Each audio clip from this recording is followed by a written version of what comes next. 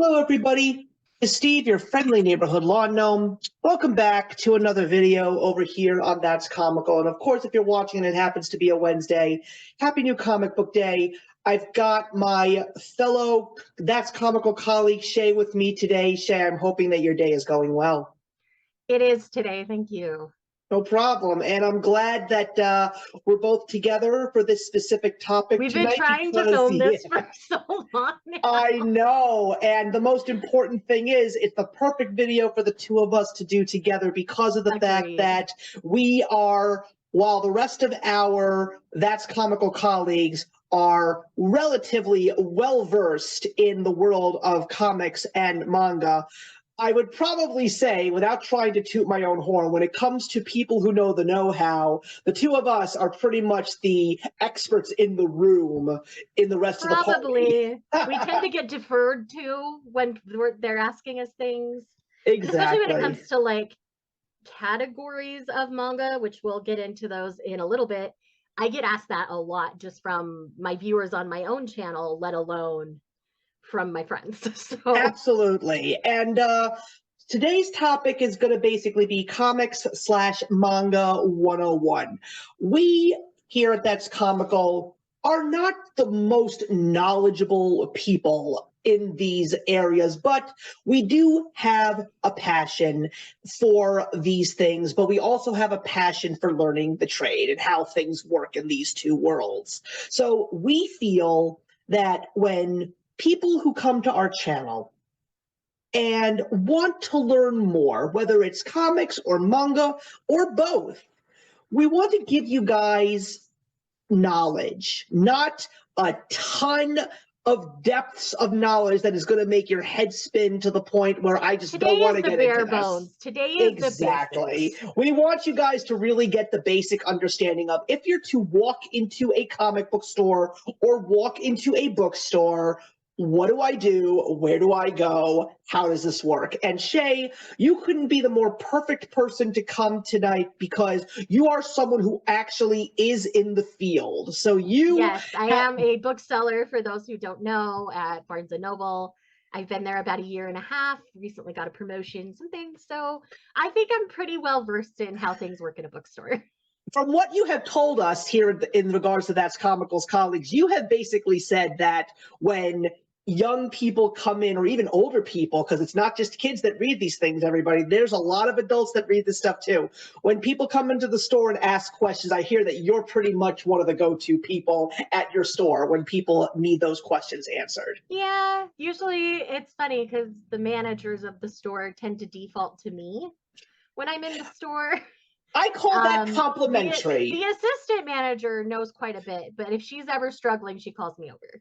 That's awesome. Camaraderie at its finest, ladies and gentlemen. I think so too. So it's also going to be a good learning experience for both of us because we both are still somewhat unfamiliar with each other's respective passion, but we both respect each other's passion to a great deal. Completely. And I'm one of those people that's always been curious about comics, but the idea of collecting comics is very intimidating. Absolutely. Like, where to start? Publishers I'm pretty well aware of just because of like my book selling, and I'm sure we'll talk about that too, but mostly it's just like, okay, outside of all the superhero stuff, I just kind of gravitate towards the non-superhero stuff. Exactly. I'm pretty much a well-versed person in lots of different categories these days. I just go where the stories are. That's where I go. So let's basically start at the beginning, Shae. I walk into Barnes & Noble. I'm very familiar with the Barnes & Noble, the way the stores are laid out. I love going to Barnes & Nobles, and I definitely am one of those people that has noticed that the manga shelves have expanded to great lengths, figuratively speaking. So yeah.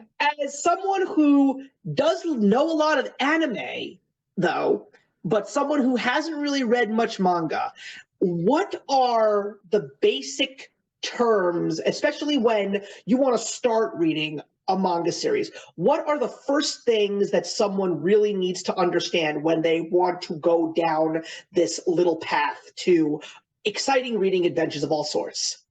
All right, so the biggest terms that you'll hear that you most likely won't understand are the demographics of manga. There are 4 core demographics, and I will talk about each one. I have their definitions pulled up to make sure I don't mess anything up, and I Fantastic. have examples. So let's start with the most common one, and that is going to be shonen manga. Shonen manga is widely what most people think of when they think of anime or manga. These are going to be things like Naruto, One Piece, Dragon Ball. These kinds of stories fall into the shonen manga category. By definition, it is an editorial category of Japanese comics targeting an audience of adolescent boys. It is one of the primary editorial categories of manga. Shonen manga is traditionally published in dedicated manga magazines, and roughly it ranges from ages about 10 to 18. So it's that teen boy age. Some say 9, some say 12. So I land in the middle at about 10 if you have a pretty mature kid anymore. Okay. So even though grown adults read it all the time, that a lot of that anymore is nostalgia, or like One Piece, they've been reading it for 20 years. Right. So it's one of those things where shonen manga is by far and away the largest grouping of manga that we have in the US, just because it is the most popularly animated. And there's a reason for that, in my opinion, but that's for another video. Well, I am Yes. just curious. I am just curious, and this might be entirely wrong, but one of the few things that I did realize, a lot of the titles that you mentioned, is it also safe to say that shonen may have the library of the longest ongoing series of manga? I'm not 100% sure, actually. It may be a seinen series, which we'll get to seinen's definition in a minute. But it's either a shonen or a seinen. Because most of those, I know, especially Dragon Ball, I know a lot of the animes. That's a massive story. So I'm pretty sure that there are volumes and volumes and volumes. And apparently, because of the fact that Dragon Ball Super has been so popular, especially with Akira Toriyama coming back to start drawing and writing new stories, I have been hearing that Dragon Ball Super is far from over, and the next series of the saga is in the middle of being published as we speak. There you go. An example of something newer that is also a shonen that I've really enjoyed is Kaiju number 8. So essentially, in this world, it's kaijus are rampant, and then there's these groups that go, I think they're just called the Kaiju Corps, where they go and they like defeat the kaijus.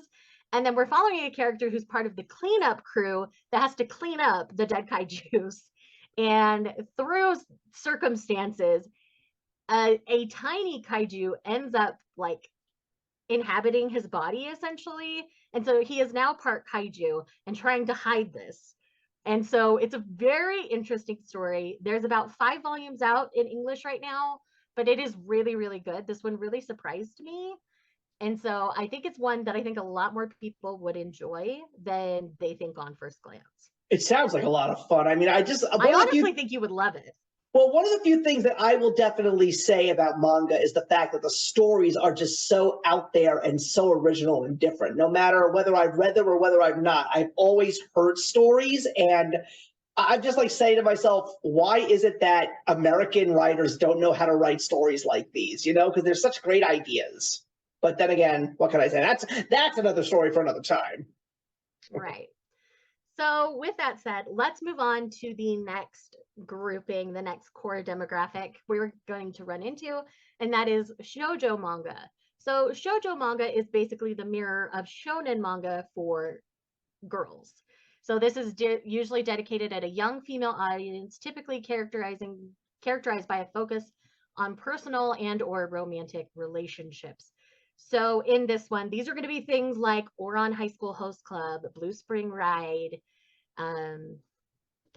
one of my personal favorites, Giona of the Dawn. That's going to be my example because it's a very notable one. In this one, we're following 16-year-old Giona, who is the princess of the Kingdom of Koka. On her 16th birthday, she sees her father murdered by the love of her life. Wow. And so she, along with her bodyguard Hawk, go on the run from this love of her life. And it's all about her growing and maturing and seeing what her father was trying to hide from her about the kingdom and the problems that it had. It is beautiful. It is brilliant. It is political. It is way better than it has any right to be, in my opinion, but I love it. I love it. All-time favorite, like, level of love here. The next grouping that I've got here is going to be the adult version of shoujo manga, and that is josei manga. So these are generally dedicated towards the housewives, so women in their early 20s to 30s. They're going to have more adult content, meaning sometimes they're more sexually explicit, things like that. They are meant for an older audience. They are definitely not meant for kids. Just because it's drawn in an artistic style does not mean it's for a child. People need to get over that stereotype. Absolutely. Very quickly, one of my all-time favorite joseis, it's still pretty new. There's only 2 volumes out. That is Ladies on Top. This is basically just going to be challenging sexual stereotypes in a way in which we have a couple where the guy doesn't necessarily like to dominate in the bedroom, but our girl does. And so they're kind of reversed in a typical stereotypical pairing, and so they both kind of struggle with that in relationships, because he feels like he should be dominant because he's the man, and she feels like she should be submissive because she's the woman. And so it's all about them exploring their sexual relationship within their romantic relationship, and it's really brilliantly done. It is explicit, so I'm going to put that out there. So if you're not an explicit reader, this one's not going to be for you. If you want a great josei that is not explicit, I would go with Wotakoi. I didn't bring my copy in here, but that's more like office romance with geeks, and it's really a lot of fun. That's great. And then the last demographic we have here of our core 4 is going to be seinen manga, which is generally geared towards older, it's geared towards the male audience. So once you graduate, you could say, from shonen manga, you're going to be more into seinen manga. So seinen manga is where you're going to find a lot more horror stories, and you're going to find things like Berserk, Vagabond, Vinland Saga, 20th Century Boys, One Punch Man, Tokyo Ghoul, JoJo's Bizarre Adventure. So there's a lot of really popular titles there as well, because they're geared towards the adult male audience. So these ones are going to usually be more graphically violent. These ones are usually going to deal with darker subjects. I mean, Berserk is full of rape. Like, yeah, it's just gonna go there. There is a kind of subsection of seinen that I do love to read, and they're more like the comedy styles or like the slice of life styles, where it's just kind of a look at everyday life. One of my favorites for that is My Senpai is Annoying. This one also had an anime out recently. It's essentially, he is her senpai at work, but they actually crush on each other pretty hard, but they're both like oblivious to the other's feelings. And so it's just a really cute kind of rom-com slice of life at the office kind of situation. But it's really cute and really fun, and I really enjoy it. I think there's 9 volumes out right now. But yeah, those are essentially the 4 core terms you need to know going into the section. There are some other ones that might get thrown around, but they're a lot easier to figure out. Like, do you want a high school romance? Do you want a slice of life, which is just kind of everyday life? Do you want action? Do you want not action? Like, do you want suspense? Do you want horror? You know, terms that most of us know. So that's definitely interesting. So I'm just curious, because I'm just going to throw out a name of a manga / anime that I know that is extremely popular amongst people right now. Where does My Hero Academia fall in? That's a shonen. Got it. All right. So basically those big titles that people follow for long periods of time. Jujutsu Kaisen is another shonen. Right. Yeah, those fall into that category.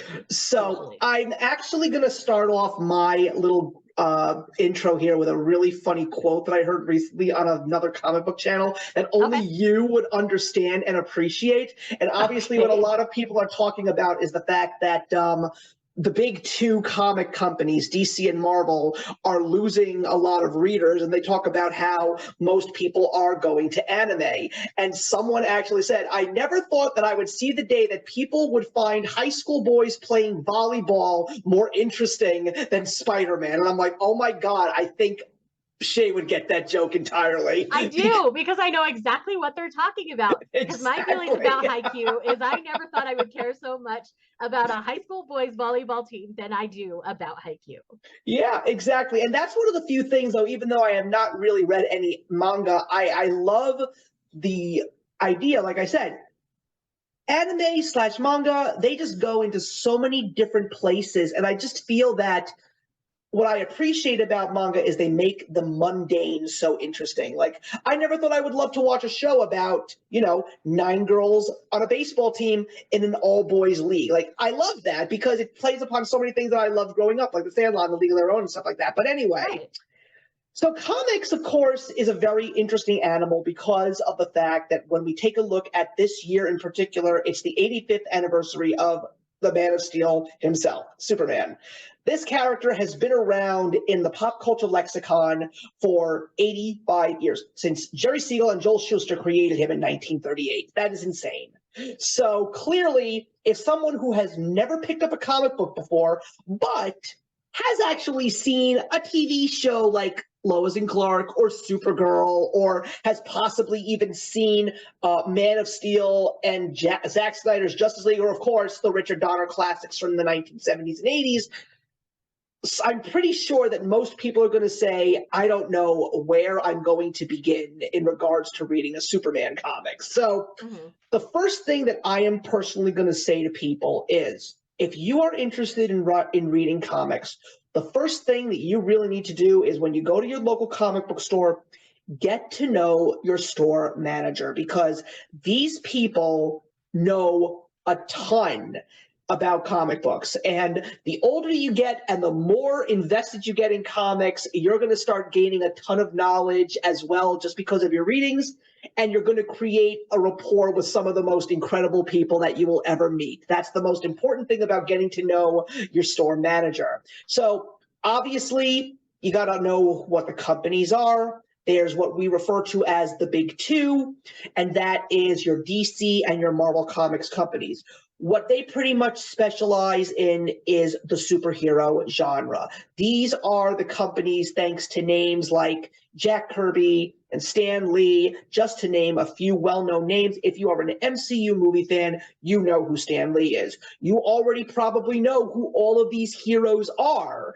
And because of the fact that we have DC and Marvel superhero films, you already know which companies own which characters.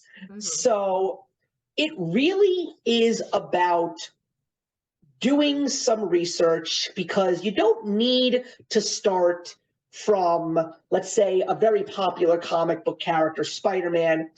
You don't need to necessarily go and hunt down a copy of Amazing Fantasy 15, which you will probably never be able to find right now because it is old and so valuable, which is the first appearance of Spider-Man. You really just have to get an understanding of something that is known as a story arc. It depends on various things. Now, one thing, I'm going to hop in here real quick. Sure. There are story arcs within manga series. So if someone's coming over from manga to comics, it's going to be kind of the same thing. Each series kind of has an arc that encompasses a certain number of volumes. So that's kind of how comics work, from what I understand. That's pretty much it. A story arc, or a run, if you will, that's another thing, because there is the run of a comic and there is a volume of a comic. A volume is basically, because one of the few things that comic books are doing a lot of now is, like, here's a perfect example. Let's take Superman once again. So there were a couple of Superman titles, and one of them was just called Superman. So in the late 1980s, that series ended with issue 432. That's a big volume, but that was the end of the first volume of this specific comic book called Superman. So then the second series started out, it started with number 1 again. So that is classified as volume 2.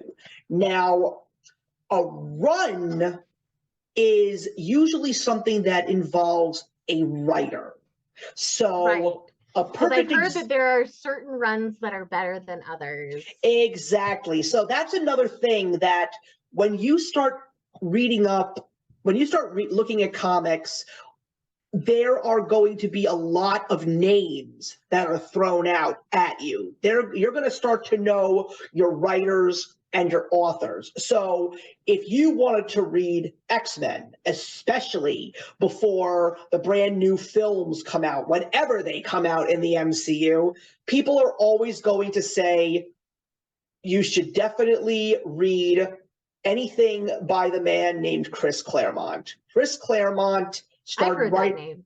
Yep, he started writing comic books in the late 1970s. He is responsible for what is known as the greatest X-Men stories of all time.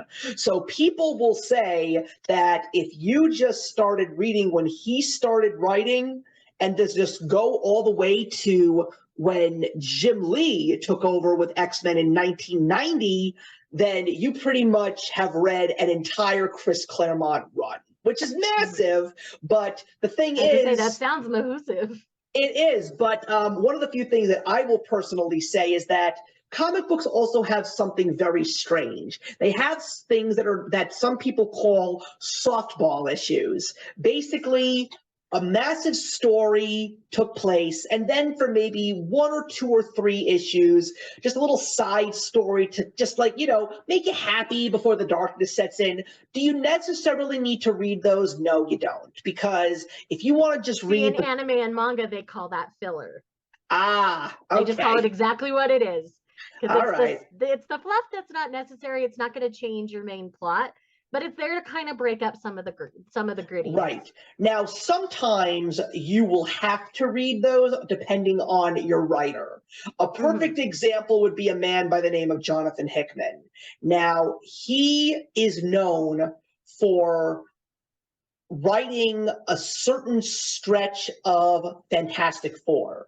Okay. And he put out throughout his entire story, he started writing, I believe, with issue 570 and then ended with issue 611, which was the final issue of that Fantastic Four volume. And there were a couple of very softball stories, but he leaves little nuggets throughout those issues, and then when he gets to the climax at the end of his story, you are actually going to go back to all those. It's like, oh my God, I remember this, I remember that. But that's what makes a good writer.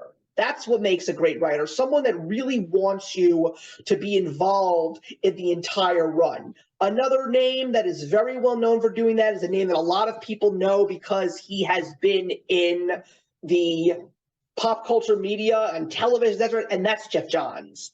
Jeff Johns was responsible for what some people call the greatest Green Lantern story of all time, and you can go all the way back to even before he started writing Green Lantern to some of the little clues that he dropped through miniseries and maxi series. It was very, very interesting, but that's what's really excellent about writing. As long as you find great writers like that, that's one thing that people do. Other people are artist fans and they want to just collect what the artist has, So someone will go out there and try and find, if Alex Ross draws a comic cover, because everybody in comics knows who Alex Ross is, and he draws beautiful artwork.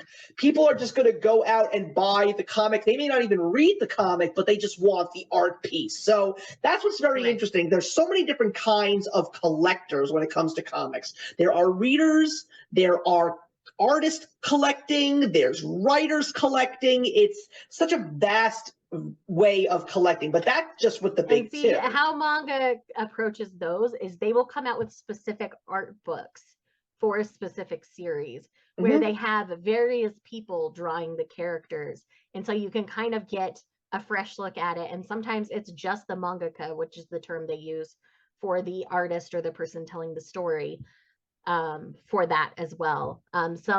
Some mangakas are groups and teams, like Clamp is a group of women who write together and draw together.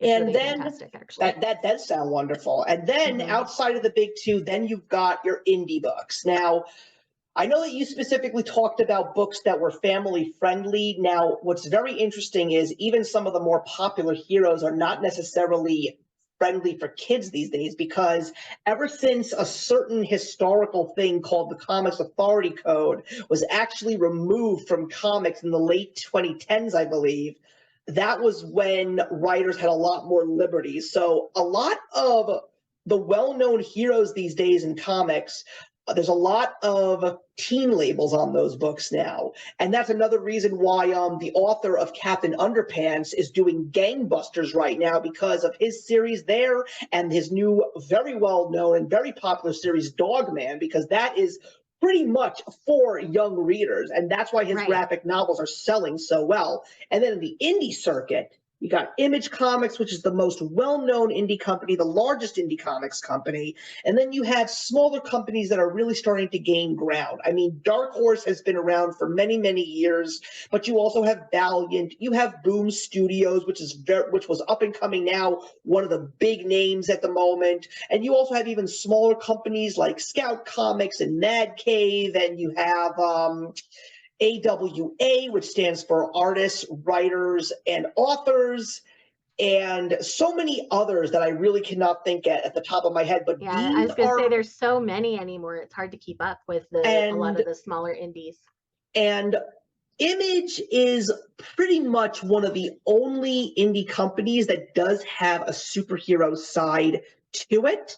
They started off very much superhero centric, but I think that when Robert Kirkman joined the company and started making books like The Walking Dead, and then of course Fiona Staples and Brian Vaughan came and made Saga, that was when Image really started to branch out and go into other directions. And also, that's pretty much what you get with Boom Studios. But what is also very interesting is that Boom Studios is well known for franchise and picking up franchises. So you will find a lot of Disney books in these other indie companies, which of course are family friendly as well. So Boom Studios, they do things like they've done the Dune comics, they do the Dune comics, Firefly, they've done Buffy.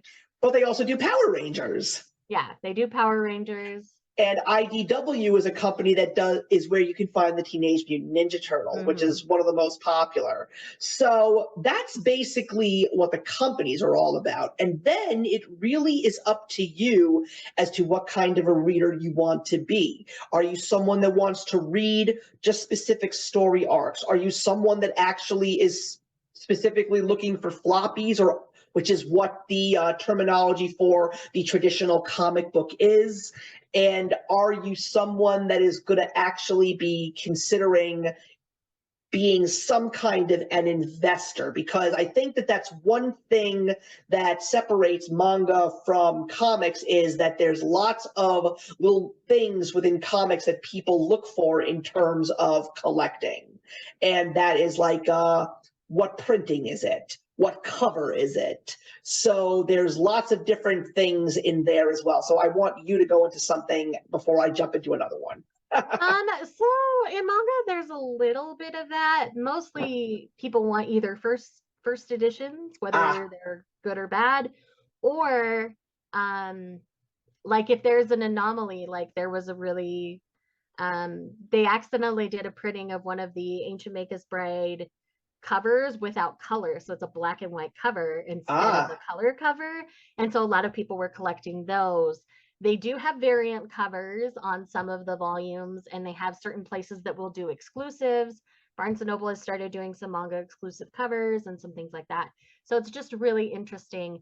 There is, during the pandemic, this got to be more of a thing because paper shortages. So instead of having them made as they normally did, they outsourced to Italy, I think was the primary one. And so the pages, like the paper itself, was very different. It was more bright white. It was more like photo paper rather than the normal manga reading paper that you see. So there were some things like that. And so people are like, do you have this kind? Do you have this kind? So there's a lot more of that I think will expand over the years, that certain people will want the brighter, whiter paper and things like that. So right.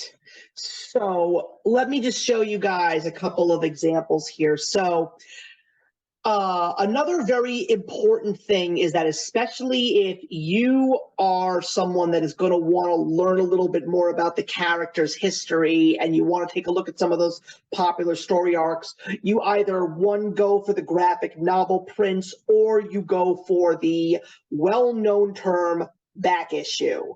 Back issues, ironically, if you really think about it, it reminds me of a conversation that I had in one of my philosophy classes in college, and I talked about past, present, and future. I said, if you really think about it, present is literally something that occurs a second at a time, because at this point in time, Shae, I pushed the recording button for this video in the past. So technically, every single time I'm looking at you and saying something to you is like, present, present, present. And it's kind of funny to think about that. So a back issue could actually technically be last week's comics that hit the shelves. But when people refer to back issues, they're talking about issues that have been around for maybe 10 years at least, maybe even 5 years. And so when you talk about an issue, that's just like the chapter that comes out weekly, right? That is known as the weekly or the monthly, or sometimes some comics actually do have a bi-monthly release. Spider-Man and the Flash, the Spider-Man being at Marvel and the Flash being over at DC, they're now doing bi-monthly. So every month, 2 Spider-Man and 2 Flash comics come out. Okay. Right. So what I'm going to show you guys is truthfully a back issue. Don't ask me how I found it, and don't ask me how I paid such a good amount of money for it, but this is actually that infamous Superman 423 that I was telling you about. I bought it because of the fact that it was the first part of a 2-part standalone story by legendary writer Alan Moore. So this is a back issue. Now, when you collect them, what do you need to know about it? First of all, you probably want to know, if you're interested in collecting, what is it? Is it a first printing? Is it a second printing? Is it a facsimile, meaning a remastered touch-up of an old comic, which they do a lot, and those are actually very big collector's items. Because of the fact that these are well-known and very much popular, I actually have picked up facsimiles of very old comics. So I actually have a copy of Action Comics #1, but it's not from 1938. That came out in 2022. So, but it is still a remastering of the original print, and it's even got the original advertisements throughout the book. And I kind of love seeing these old books and how they were sold. I love reading some of the older mangas because they'll promote other older series, and I'm just like, this is so fun. So this is a first printing. And the reason why you will know that is because at that time, the DC Comics Company was putting their printing right here on the front cover. It would not be there if it was a first printing. If it was a second printing and beyond, you would see the Roman numeral, and underneath it, you would see the word printing. Also, this is called a direct edition. And the way that you know that is by seeing this little square over here. By the way, can you hear me? Because sometimes when I switch, sometimes my voice gets fuzzy. Okay. So what that means is that this came directly from the publisher to the local store, because there is actually an edition of comics that is not made anymore. And a lot of people, when they find them in comic shops or if they order them from eBay, they look at them as much more valuable. Newsstand editions. Oh, there you go. They're a we actually get newsstand editions still at Barnes & Noble sometimes. They're a completely different barcode. It just looks like a regular barcode with an unusual serial number on it, but that means that it was sold to a drugstore or another different retailer, and they put them on their news racks. So a lot of people find those so valuable because people can't buy their comics at newsstands anymore. So what I also want to let you guys know is that sometimes you won't see those barcodes, but I want to show you what a regular barcode today looks like, because I actually learned that there is meaning to that barcode. So what I have here, no, This is not the Amazing Spider-Man #1 from 1963. This is a new run of Spider-Man, because what Marvel tends to do a lot now, if I hold this up, these numbers right here, Okay. these numbers let you know what issue it is, what cover it is, if there are variants, and what printing it is. So the first #1 means this is issue #1 of this run. The second #1 means it is the A cover, meaning the non-variant regular cover. And the last one means first printing. Very cool. So people can now go into their stores and they can actually find out, because there are some comics that come out and there will be tons of variants. I think that one of the most well-known that put out a lot of variants in recent years was when Image Comics issued Spawn issue 300. There must have been about at least 20 variants. Wow. I was going to say, weren't there a lot with Stray Dogs as well? That is also true. And I was actually glad you mentioned Stray Dogs, because that's another specific fan favorite thing. So the Spawn issue 300, so when you took a look, that was the other interesting thing, because Image Comics, I happen to have a Spawn issue right here. It's one of the newest ones, the beautiful cover. Spawn Comics still do not have barcodes. They still put their first printing notification on the inside of the cover. Okay. On the bottom, there's some words, just like copyrights and whatnot, and then it says issue blah, blah, blah, first printing. But let's say that you picked up a variant, like Stray Dogs is the perfect example. So I collected Stray Dogs. I got their A covers for the purposes of reading their books, but because of the fact that they do another thing that people absolutely love, is when comic books decide to replicate something like an old movie poster, so to speak. Because what Stray Dogs, which is a book that everybody should read out there, it's an amazing book and the art is beautiful. They loved to take on tributes to all the horror movies and even some Disney movies and non-Disney animated movies that they could think of. I know for a solid fact that one of the issues of Stray Dogs Dog Days, I am certain one of them is a Lady and the Tramp poster. Oh, that's and fun. I'm also sure that there is another one. I can't remember if it's Stray Dogs Dog Days or Stray Dogs on its own, but one of them does have an All Dogs Go to Heaven cover. Oh, so fun. So, and Oliver and Company as well. So, like, that's something that people eat up.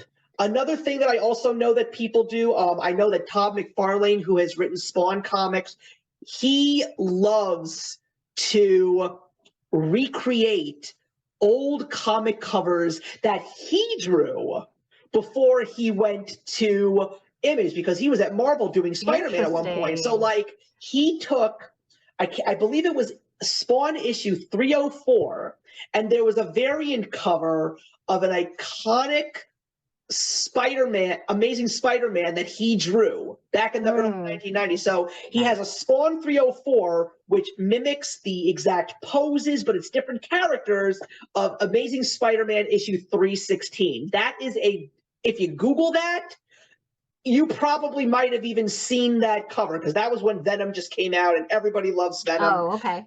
And he's even done something really nice. He worked with another well-known name in the comics industry, Jim Lee.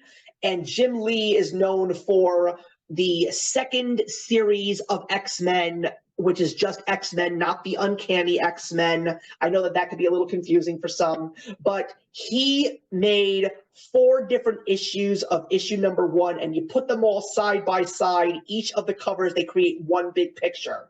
So Todd McFarlane took one of his other Spawn titles, because just in the last 2 years, he now has a total of 4 Spawn titles, and one of them is called The Scorched. He basically made 4 Scorched variant covers from issue 3 to issue 7, and made it all look like those 4 X-Men covers with his covers. And he wrote on it, Todd McFarlane, inspiration by Jim Lee, which I thought was so cool. See, some manga series will take things like the spines, because when most people are collecting a lot, they showcase the spines, not the covers.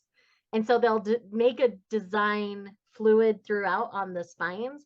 Like actually the high Q one, the spines are based on another picture that has all of those characters like all together, and so they put each character on their own spine to kind of make the whole picture, so when you have it out you can see.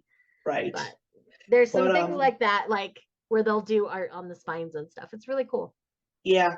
And another thing that I would definitely like to say to everybody, outside of us here at That's Comical, there is a barrage of amazing people out there that are talking comic books in the YouTube community. So same with manga. Absolutely, absolutely. And what I love is that there are so many creators out there that want to introduce people out there to various iconic stories in the world of comic books. So there are people that will be willing to tell you what some of these stories are all about, and yet you still want to read them even though they tell you a whole bunch of things, because if it wasn't for some of these creators, there were certain stories that I would never have even tackled. And me being such a fan of superheroes, and not just superheroes, these indie stories. I mean, the problem is there's so much content in manga and comic books out there. It is so hard to pinpoint everything. So it's a mixture of things. It's going to your store, getting to know your store manager when it comes to comic books. Doing your research via the YouTube community is just one thing. Another thing that you could do is there are so many comic book retailers out there. So you can literally just spend a few hours just like searching for comic characters and reading a certain story arcs, because there are people out there, because they're really going to work. They really want you to know what's out there in a very easy to digest format, so you can figure out what it is that makes you want to go in this direction, because you're not going to like everything. That happens with manga all the time with me. Yeah. That's why I have that series on my channel. I have that try 3 series where I'll try the first 3 volumes of a series to see if I'm going to keep going or not. And I only continue with about half of the ones that I end up picking up for that series. That is exactly the way I am. I always like to give the first, especially if there's a #1 issue. And I'm not talking about a mini or a maxi series. I'm talking about an ongoing series, because what is a mini or a maxi series? They're basically anything that could be as minimal as 2 issues and a maximum of maybe 15 issues, maybe more. I think like a maxi series would be somewhere between 12 and 15 issues tops. So when it comes to something like that, I know that it's a contained package, so there's no reason for me to want to finish until I get to the end. But when it comes to an ongoing series, like here's a perfect example. Everybody knows the Avengers and who they are now. So a writer who has been writing the Avengers for a couple of years now just finished his run. So there's going to be a new volume of Avengers and a new writer who's going to be writing the books. So it's coming out in May, Avengers #1. I don't know what the legacy number is off the top of my head. It should be important because it is the 60th anniversary of the Avengers comic book, which came out in '63. But the writer is someone who I like, so I want to at least give the first story arc a try. If I like where I am at the end of the first story arc, whether it's 4 issues or whether it's 6 issues, usually in comic books, a story arc before it goes on to the next one can be somewhere between 5 to 6 issues. So if I like it, when I get to issue #6, I'll read the second story arc, and I'll just keep reading until I just don't want to read it anymore. And never feel guilty about letting a series go, because there is always an opportunity to jump back on to the wagon, so to speak. There are new story arcs being created. Not all of them really are heavily referenced in newer books. Sometimes they will be. So it's really, and they will always say in the pages themselves, say, look for this issue if you want to know what we're talking about. I mean, here's a perfect example. Well, at least they do that. So if you're like, oh, I want to know, and then you can go find it. Yeah, but then they'll do something completely out of the blue. And like, I'm reading this book and it basically says, go read this book, which came out 40 years ago. I'm like, yeah, sure. I'm not going to do that. But at least but I will still say, hey, at least they're acknowledging a classic book from a different age, because that's a little something that I personally forgot to mention. There's also ages in the world of comics. There's the Golden Age, the Silver Age, the Bronze Age, the Copper Age, and the Modern Age. Let's just put it this way. The Golden Age, good luck actually finding actual comics from that age that are actually preserved, because those are the books that came out from the 1930s to the 1950s. You are not going to find anything like that for a cheap price. Unless you really want to put your kidneys on the black market, go for it, but don't try it.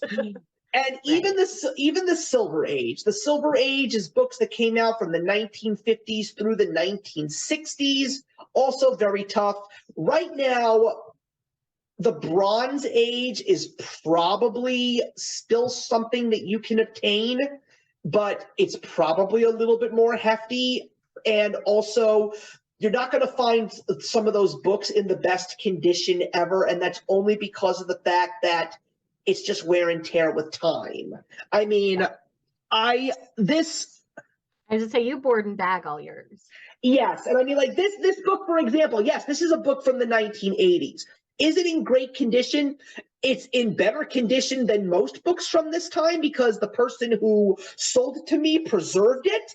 But here's the other thing. Comics used to be made with newsprint.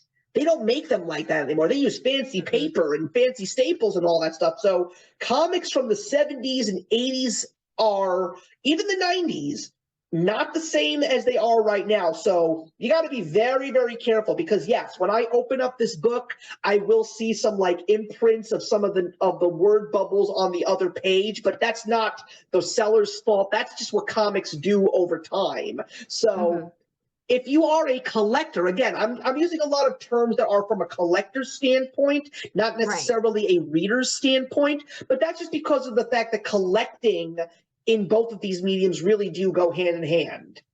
One thing manga has over comics is they have like box sets. So say like you want to collect all of One Piece, that's over 100 volumes in the US right now. That's insane. They come in box sets of arcs. So you can get the first 2 arcs of the story in the first box set, and you continue on from there.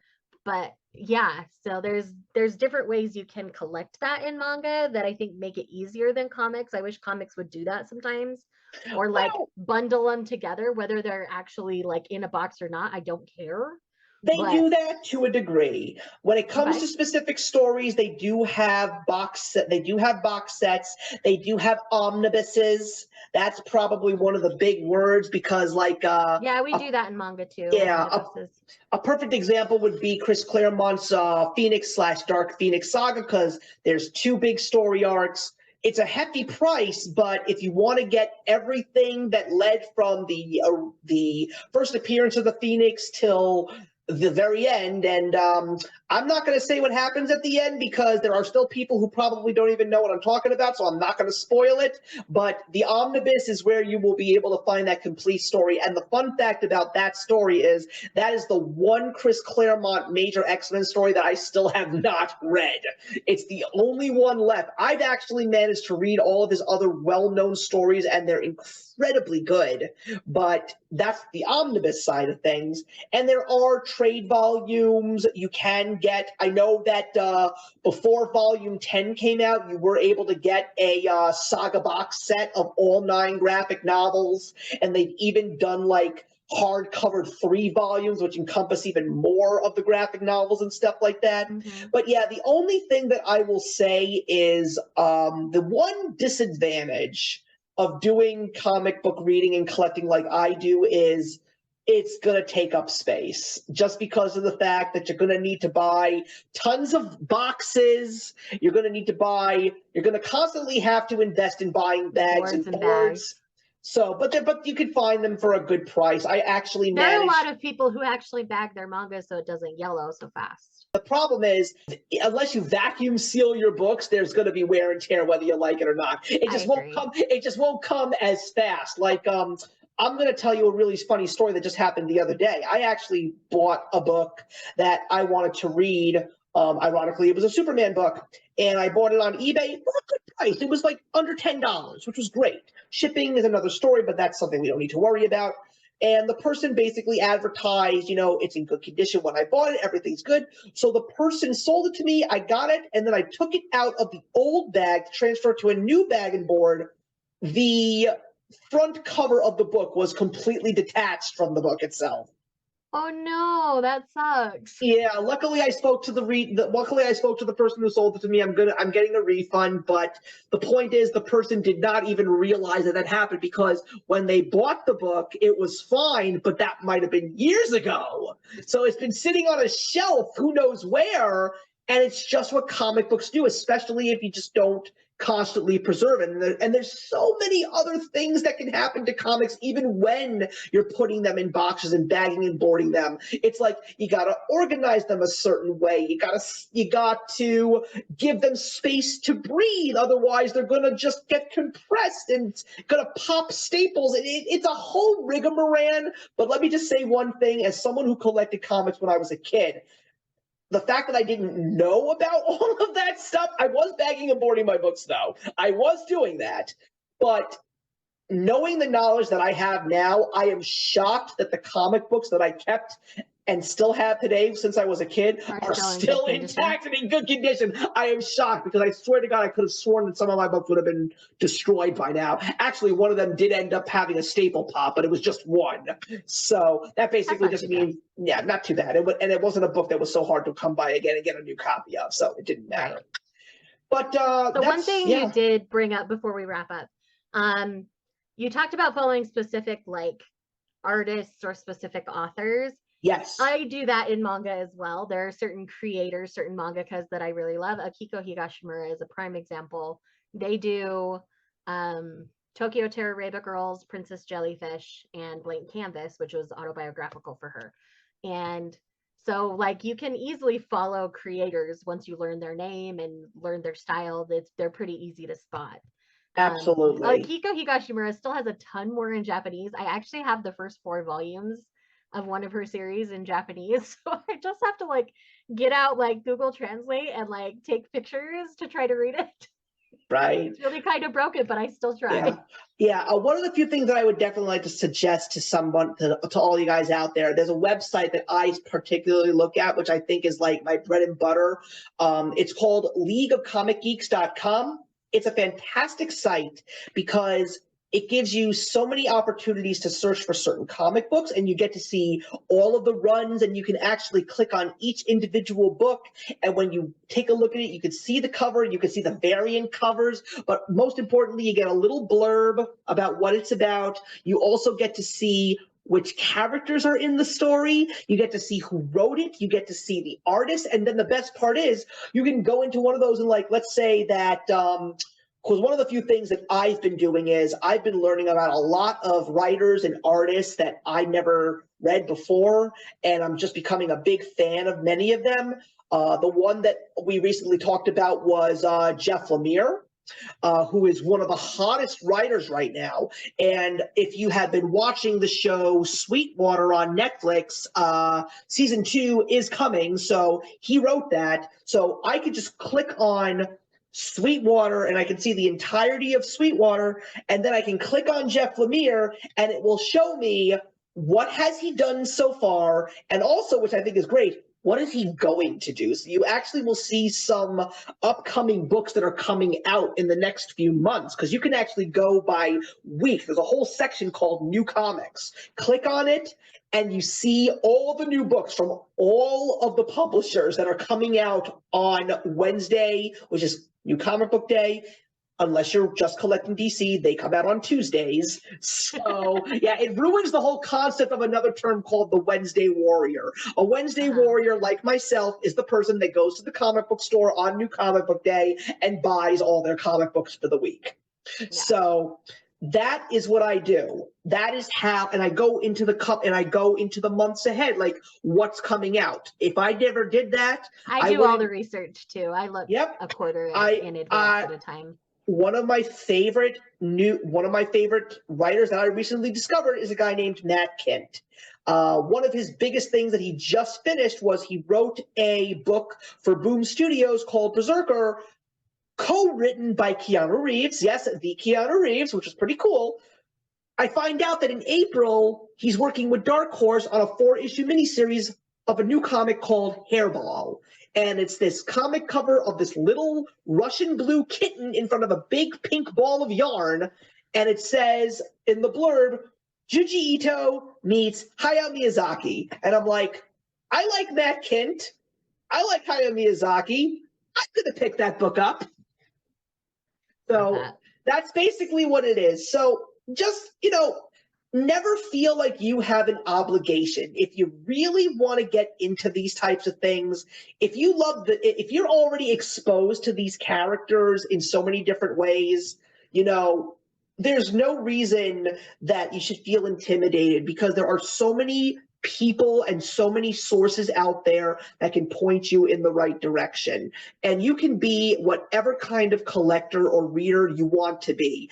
I can be pretty crazy to some people, because apparently there's even sites out there that will even tell you, hey, you want to read this specific crossover story or this specific story about a specific hero, here is your reading order. So now you know how to read the books if it goes into different issues, because people have to remember, for like a book like Batman, it's not just Batman. There's Batman Detective Comics. There's like 20 Batman titles out there right now. And sometimes there are stories that incorporate all of these other issues, so at least they let you know where to go. They even have some sites where they actually give you master reading orders. So you can literally see, like with Marvel Comics, you want to start from the very, very beginning, here's your reading order. It is crazy what is out there. It is crazy how many people have done this work to just try and let new readers come into the fray,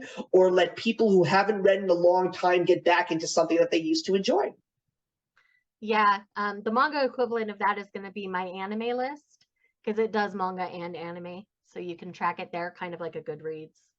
Well, that's awesome. I think this is definitely a place to stop, but here's the thing, everybody.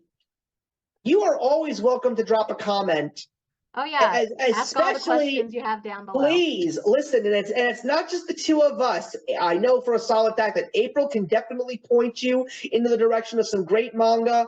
I know that Andy can definitely give you guys some great ideas for comics, because don't forget, he read the Golden and Silver Age of Batman as bedtime stories, so he knows what comics have to offer. But everybody, we're really excited for the upcoming weeks. We've got some amazing videos in the works. One of the ones that I know that we are all excited about is we are going to be discussing Scotty Young's Twig from Image Comics. We cannot wait to share it with you guys, because that is a book you guys have to check out. But in the meantime, I'm really excited to reread it. Oh yes, I haven't reread it yet. As a matter of fact, Cammie and myself, and hopefully our friend from overseas, is going to be joining us for our discussion of The Nice House on the Lake, which concluded earlier this year. I actually just reread all 12 issues, and I'm really excited to talk about the second half. That's great. So everybody, we hope you enjoyed. Happy hunting. We hope that you guys find what you're looking for, and we'll see you in the next one.